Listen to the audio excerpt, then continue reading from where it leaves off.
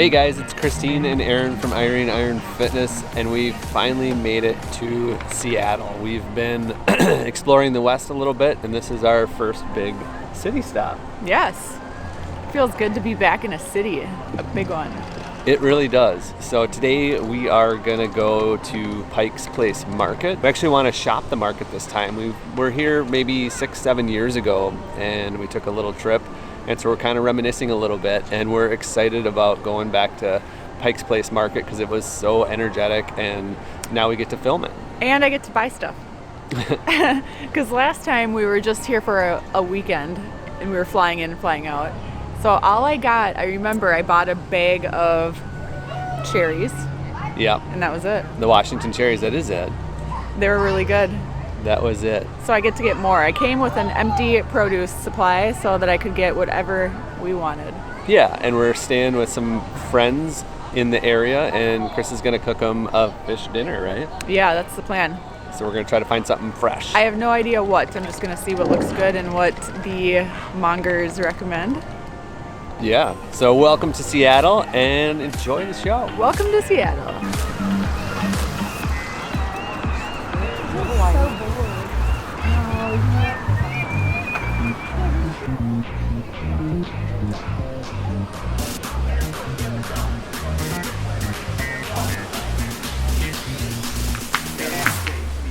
Here we go now.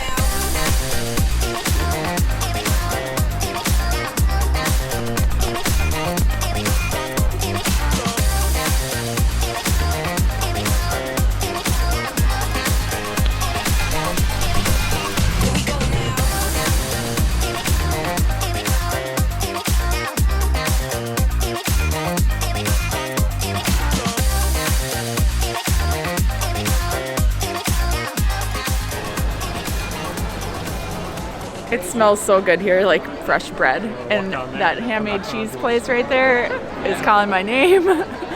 But I'm gonna keep looking for the produce. We just passed all the flowers and like leather goods and stuff that people make. I think the produce is this way. And then I wanna end on the fish so that obviously it stays on ice as long as possible. We'll have that be our last thing before we go back to the van. And we'll just move the van probably and come back out another time. So, to the produce.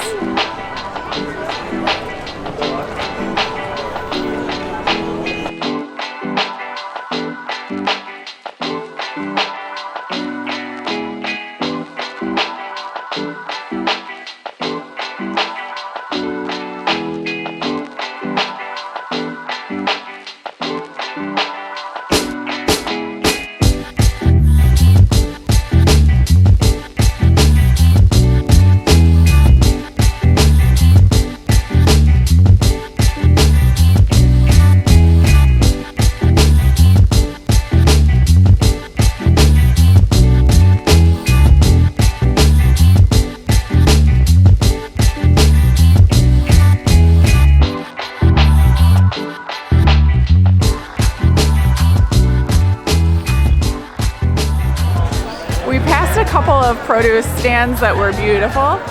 I don't know if those are the best ones or if there's some cheaper ones closer in, so I want to keep walking in just so I don't be a sucker and fall for the first beautiful stand that I see.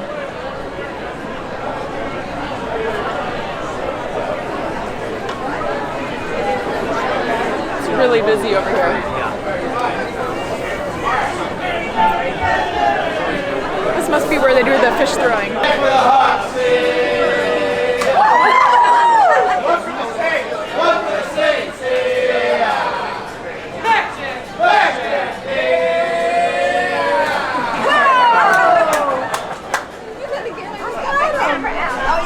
Did you get it? Yeah. So I'm pretty inexperienced with seafood. I dabble in it and that's about it.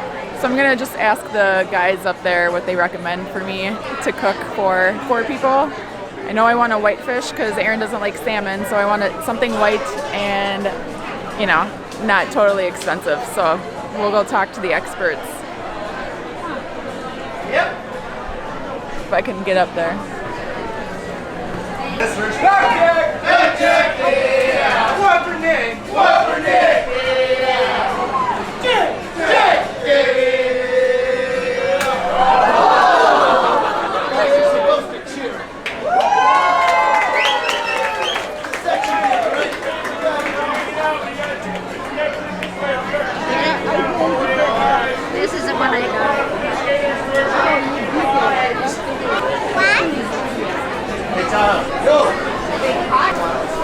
It's not overly delicate. Oh, got it. And then the fillets are nice and robust, nice and thick. Similar to say a piece of halibut. The halibut is $31.99 a pound, so it's really nice in terms of price point, and it's local and it's fresh. And it's never been frozen. And it's very forgiving when you cook it. So I say what you ended up with. So I ended up getting ling cod. It's $19.99 a pound, and basically it's just a really good cod. He said it's never been frozen. It's from here, and sounds like, you know, I've made cod before. I know it's pretty versatile. You can do whatever flavorings you want. So we'll start with the cod, and then we're gonna go around and maybe see some vegetables that look good. I really just am winging the menu for tomorrow night, but with a really good piece of seafood, it's halfway there. So we're gonna keep looking. What do lunch do?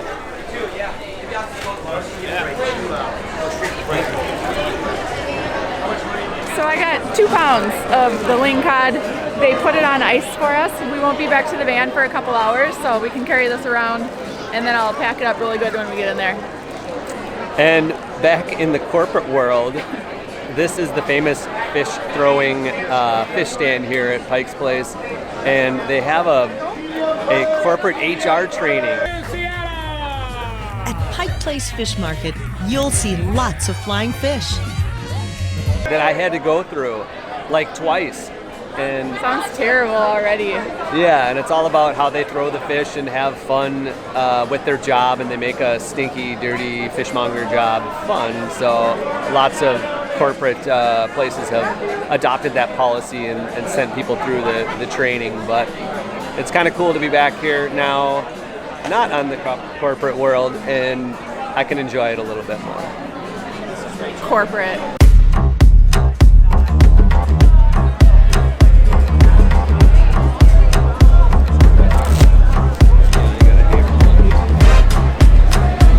So I bring these little stuff packs with me that are awesome because I can just clip them onto anything, and it turns into a super sweet backpack.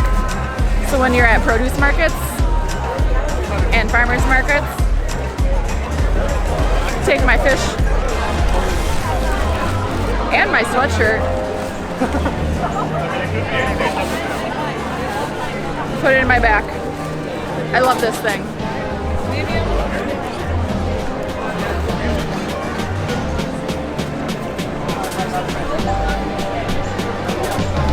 Off to school.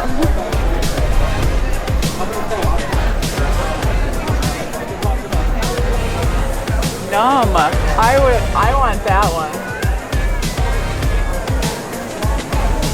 Or that one.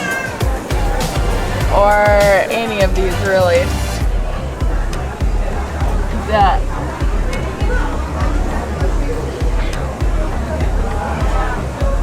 Look at those quail eggs. And the ostrich eggs. Ostrich eggs. $30. They're empty. They're just for art. Empty shell and it's still $30. An empty egg for $30. Those are quail eggs. Those are quail eggs. 50 cents a piece. I can afford that. Yeah, we can afford that. Can't afford that.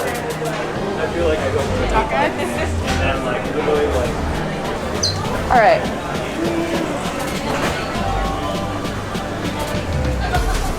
Do you want to do tacos? I don't know if that's the best way to prepare that though. Would you eat like a fruity salsa if I made fish with a fruity salsa?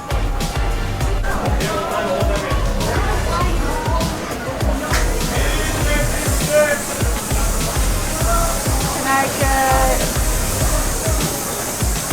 2 bunches of the tomato kale?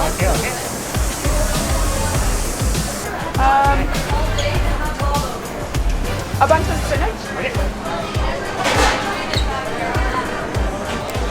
We walked right into what I was looking for. Look at that. I wanted orzo. This is lemon basil, which sounds pretty good. I don't know if they have plain though. But I might end up getting this one.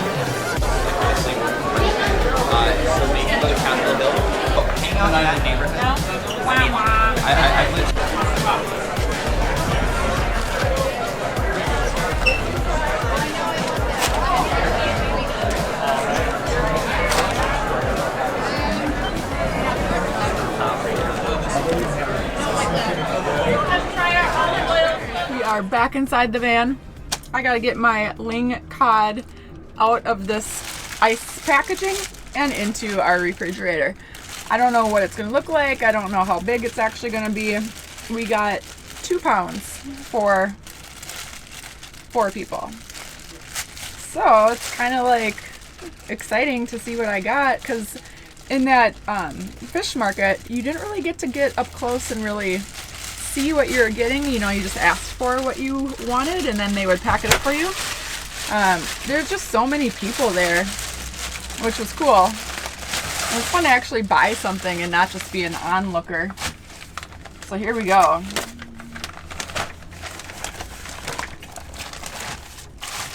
Here's the ice. Fish. Ooh, it looks good. Look at that. See it? It's my hand for scale.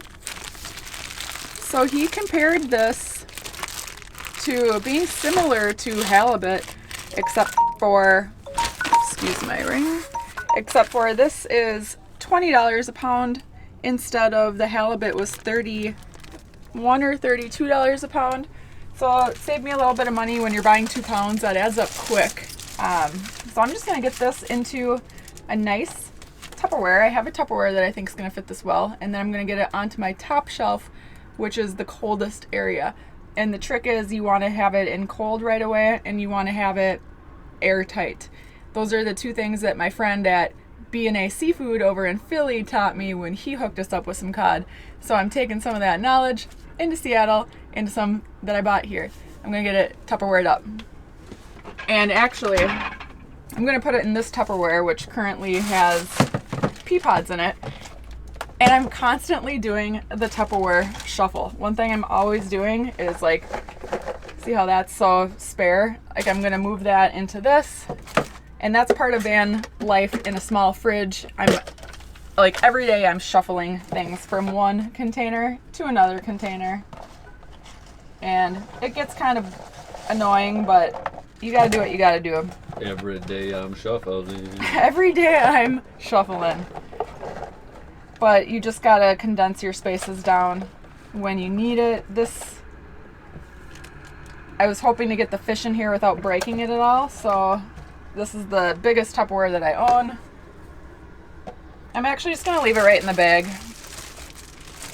And then it's pretty good. And then I put these paper towels in here to help with the moisture, and they do a really good job. Could actually probably just put some newspaper right in here too. And catch up on my Seattle Daily Journal news while I'm at it. I actually did hear a tip that if you put old newspaper inside of a Tupperware, it will get rid of the smells. Like if you notice your Tupperware smells like onions or something. So get all the air out. Now this is gonna go on my top shelf in my fridge. We're gonna eat it tomorrow.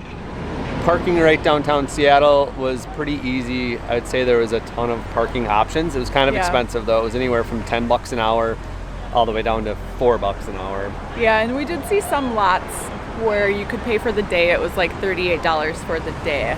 Yeah. But either way, pretty expensive for parking as far as cities go. They had street parking, but it had that 2-hour limit, which... Yeah. That's the toughest thing is the 2-hour max. So we found one with 4 hours, which is a little bit better.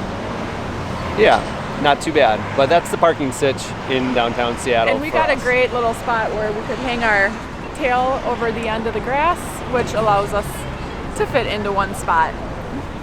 Yeah, nice and easy for us. Sun's coming out. Yeah, who says Seattle's never sunny? We've only been here twice, and each time it's been super sunny like this. Yeah. It's but, nice. Yeah, well, that was Pike's Place Market. That was fun. That was pretty fun. Did you get everything you needed? I did. That was really fun. I can't wait to make my dinner, which was the goal. Find some stuff to cook dinner for tomorrow night. Just as a thank you to our friends that are hosting us. They're actually going to meet us here probably in a couple hours, and then we're going to take the ferry over to Poulsbo, where they live, and So we're going to be driveway surfing there for probably like 4 days. We're going to check out Olympic National Park, and I'm sure they have tons of suggestions on cool stuff to see. So this is just a little thank you dinner for them, and it was a fun way for me to do some shopping at the market. So mission was accomplished, and I'm excited for dinner, and I'm excited to meet our friends, and we have a fun few days ahead of us, and we'll take you with us to the national park and see some sights over on the other side of the canal. Yeah, that should be a fun area. Yeah. I don't think a lot of people make it that far. But I think that's about it for us. Thanks for watching. Don't forget to hit that subscribe button, and we'll catch you guys next week. Bye.